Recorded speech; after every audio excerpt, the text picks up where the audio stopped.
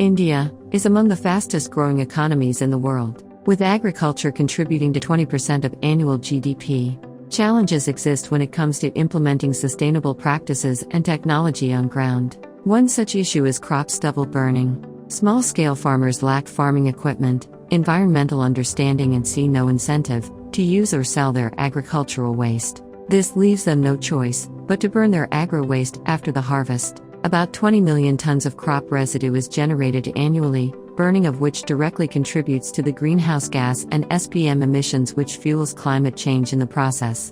This being the major reason why New Delhi, India's capital, is one of the most polluted cities on the planet. Another vital problem the whole world is confronted by is plastic pollution, especially single-use plastics, with Styrofoam accounting for 30% of all landfill volume. Soma Bioworks is an alliance by the white lemur company's Project Soma in Serbia, a mycelium tech company that processes agricultural waste to produce sustainable materials that mimic and replace Styrofoam.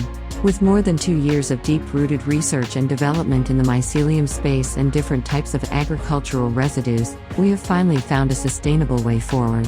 One of our product highlights is Biosporin, a biodegradable substitute to expanded polystyrene. It can be used as packaging material, eco-product designs such as yoga block and acoustic tiles.